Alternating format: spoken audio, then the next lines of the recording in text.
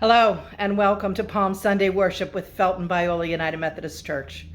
What a glorious day it is to begin the holiest week of the Christian year. I'm Pastor Sally Stewart, and I'd like to extend greetings to you as you worship with us today. First, I want to mention that we are beginning to discuss a plan for restarting in-person worship. We're not yet sure when that will occur, but it's encouraging to at least be talking about it. Stay tuned for further developments. We begin today's service with the celebration of Jesus' entry into the city as he's heralded the Messiah. We'll end the service on a more somber note with the Passion of the Christ, acknowledging that this week will hold many dark moments on the way to the crucifixion. On Maundy Thursday, watch for a service of Holy Communion as we commemorate the Passover meal and the Last Supper with Jesus and the disciples. On Good Friday, we offer a musical telling of the story by the Felton Viola Choir. We would ask that you hold Holy Saturday firmly but lightly as we remember Jesus laying expectantly in the tomb. And then we all look forward to Easter Sunday and the resurrection story. There's a lot coming up, and I want to take this opportunity to say thank you to the musical director, Marcia Lawton, and the video producer, Helen Wiles, for all of their help in creating these services.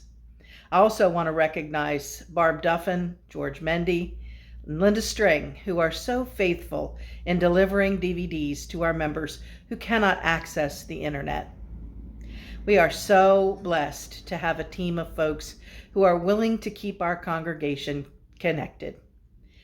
So now let's begin our service as we sing together, Sing a Hallelujah.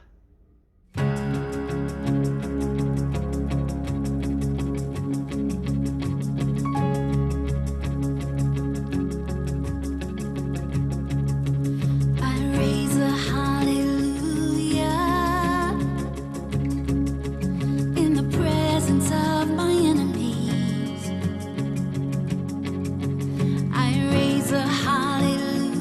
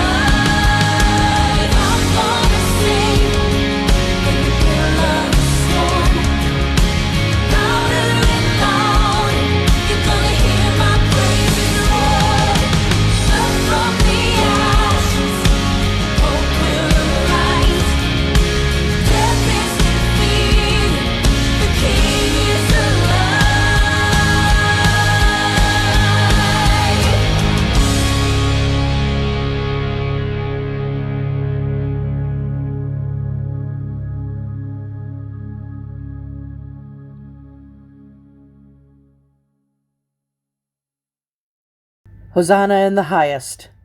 Blessed is the one who comes in the name of the Lord. Hosanna in the highest. What did they cry out that first Palm Sunday? Hosanna! Blessed is the one who comes in the name of the Lord. Hosanna to the Son of David. Hosanna in the highest. Hosanna, save us now. Jesus, save us. Save us from the oppression of the Romans. Save us from the corruption of the temple. Save us from slavery to sin and death. Save us from hunger and thirst. Save us. Let us pray. Jesus, you are our living hope. You are the one who saves. Salvation means wholeness. Lord, we need it. We need it for ourselves. We need it for our families. We need it for our places of work, for our schools, for our community, for your church, for those who are suffering in body, in mind, in spirit, for our world, for an end to the evil, injustice, and oppression that afflicts us, for an end to the hate, the division, the despairing. Lord, we need your salvation. We need your wholeness, and we need it now. In our mourning, our grieving, our lamenting, and in our loss. We need it in our rejoicing and our celebration. We need your salvation. We need your wholeness. You are the Lamb of God. You are the King of Kings. You are the Christ, the Anointed One, the Savior of us all. We cling to you, and we cling to your cross. We cry, Hosanna, save us now. Make this real in us, real in your church, real in your world. Amen.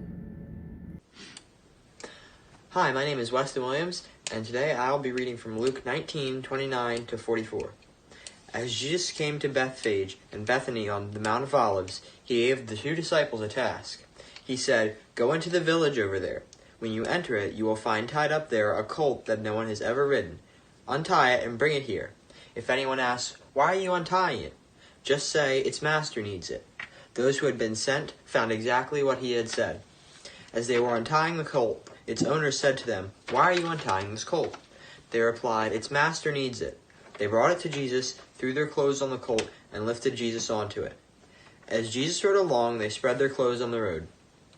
As Jesus approached the road leading down from the Mount of Olives, the whole throng of his disciples began rejoicing. They praised God with a loud voice because of all the mighty things they had seen. They said, "Blessings on the King who has come in the name of the Lord. Peace in heaven and glory in the highest heavens." Some of the Pharisees from the crowd said to Jesus, "Teacher, tell your disciples to stop." He answered, "I tell you, if they were silent, the stones would shout." As Jesus came to the city and observed it, he wept over it. He said, "If only you knew this of all days the things that would lead to peace. But now they are hidden from your eyes. The time will come when your enemies will build fortifications around you, encircle you, and attack you from all sides. They will crush you completely, you and the people within you. They won't leave one stone on top of another within you, because you didn't recognize the time of your gracious visit from God." This is the word of the Lord.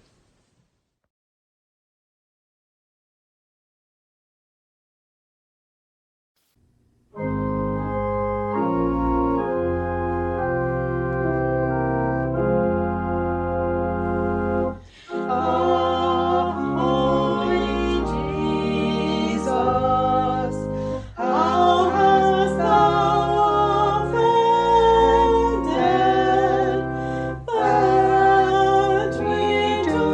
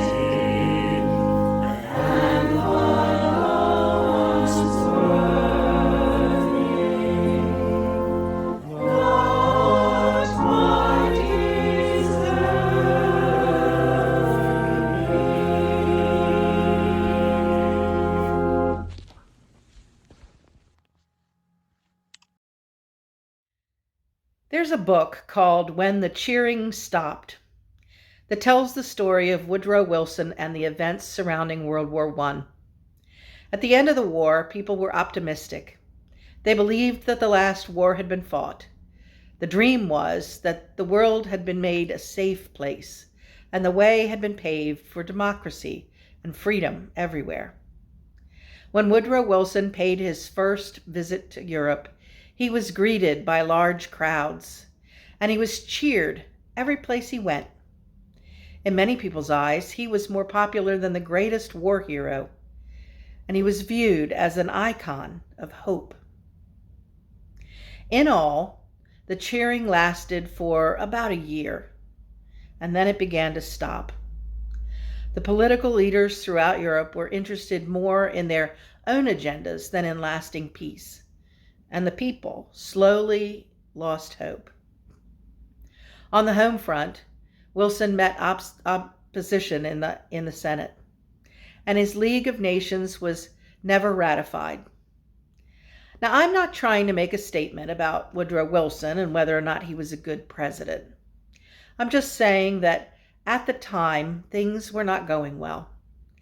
He was under a tremendous amount of stress, and his health began to fail. In the next election, his party lost. Wilson, who almost 2 years earlier was heralded as a hero, came to his last days as a broken and defeated man. History is filled with examples of people who started out humbly, rose to great popularity, and came to the end of their lives in utter humiliation. In our text today, Jesus, the son of a carpenter, educated in Nazareth, who was cheered and praised, would soon be mocked, scorned, and cast aside by the same ones who did the cheering. On that Palm Sunday, as Jesus approached Jerusalem, there were several things that he was aware of. He knew the physical and political conditions surrounding the people. The Jews were under heavy Roman oppression. There were high taxes, restrictions, lots of executions, including many crucifixions. And Jesus knew all about those things. But Jesus knew something else. The people were in search of someone. They wanted a king, a conqueror, someone to set them free. They had seen the mighty works of this man, Jesus. They were witness to him restoring sight to the blind. They saw the evidence of him healing the lame. They saw him feed the multitude with a little boy's lunch. They heard about him raising Lazarus from the dead. They listened to him teach with authority. Surely, with power and authority like that, Jesus was, without a doubt, the one who would set them free. So Jesus came to Jerusalem, and the crowds began to cheer. The timing was right. It was approaching the Passover feast. That was symbolic of the event where the death angel passed over Egypt, and Pharaoh let the children go.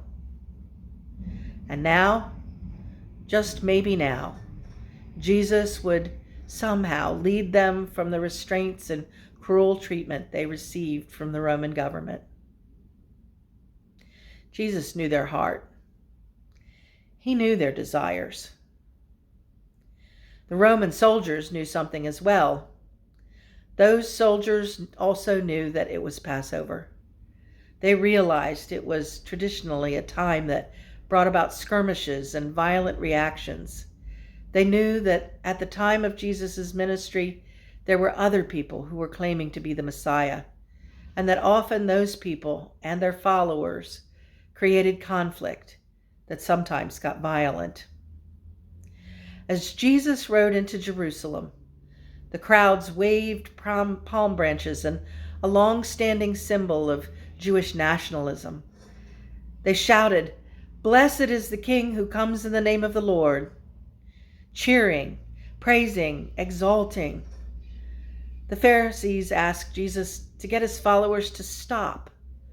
They're fearful, not just of the power that he's wielding, but that things are going to get ugly. And what does Jesus say? Even if I asked them to, the rocks and stones would continue to sing out praise. But soon after that joyful, triumphant entry into Jerusalem, something happened. The mood changed, just as it did for Woodrow Wilson after World War I, just as it has for so many who have risen to the top only to come crashing down. The cheering stopped. It's our nature as humans. We're fickle. We tend to go with the flavor of the month, right? But something was different about this rise and fall. Something was different about this societal mood swing. Jesus didn't gather any troops. He didn't lead a revolt. He didn't call the people to arms and ask them to cause an insurrection. He did drive the money changers out of the temple. He did ask that the people pay tribute to Caesar. He taught that giving out of poverty is worth more than giving out of abundance. He taught that in order to be great, you must be a servant. But the one thing they were looking for, the one thing they wanted more than anything else, Jesus didn't do. He didn't make everything easy. He didn't make everything loving and harmonious and perfect. And so the cheering stopped. Too often when things don't work out the way that we expected, the cheering comes to a stop. It's easy to praise God when we get what we want, but adoration and praise quickly fade when we face life as it really is. We certainly experience that. Not only those of us connected to Felton, Viola United Methodist Church, but the whole country, the whole world has been gripped by the virus. We worry about climate change and racism. We struggle with healthcare and guns and immigration. We're divided by politics and ideology. We all know people who are ill, have financial problems, are addicted. Things often don't go the way we would like. When things go our way, when Jesus rises to our cause, it's easy to cheer. But the message of the gospel is that if we stop cheering, even the rocks and stones will sing. That's the promise. Christ and his kingdom are victorious no matter what the situation. The people around Jesus were looking for a specific set of circumstances to usher in the kingdom of God. But Jesus had told them that the kingdom of God was already in their presence. They were witness to his miracle-working power, but they could not see his purpose. In their desire to escape their immediate circumstances, to have their brand of peace, the people of Jesus' day missed the fact that they walked in the very presence of the Prince of Peace. But don't we do that too? I thought he was the one. We all thought he was the one. Everyone did. There was a party, and we were all there, and some woman comes in, and she has a bottle of perfume, expensive perfume, and she just pours it all over him. She did that because she thought he was the one. What a waste. We could have sold that perfume and used the money for a greater purpose. I tried to tell him as much, but he came back at me insinuating that he was the purpose. Even so, I believed he was the one. I believed that he was going to turn everything upside down. I just knew it. I mean, people would have followed him anywhere. All he had to do was just say the word, but he wouldn't say the word. Instead, my time has not yet come. That's what he would say over and over to me. My time has not yet come. Are you kidding me? He was raising people from the dead, for crying out loud. He was healing the blind, producing food out of thin air. My time has not yet come. So I forced his hand. I made his time come. Things needed a push, and I was the only one that had the courage to do it.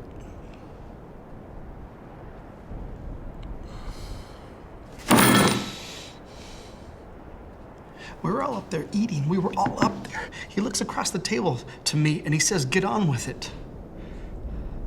How did he know what I was going to do?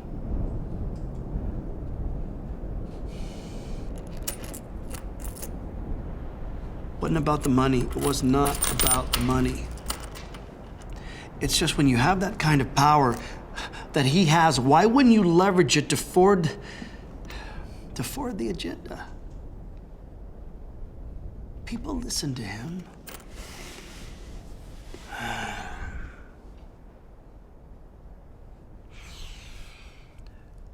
You know the sound a wave makes after it hits the shore? And how quiet it gets after a few seconds when it stops?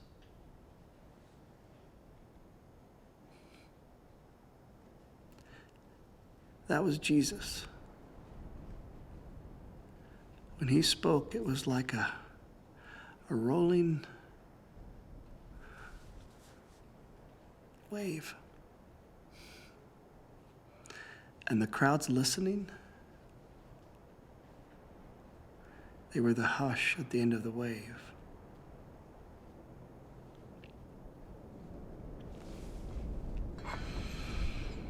Because when he spoke and you were there in his presence, there was no doubt in anyone's mind he was the one.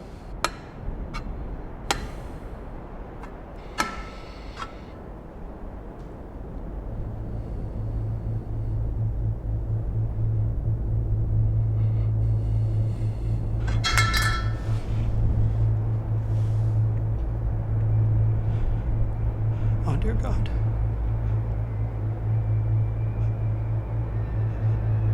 What have I done? What have I done?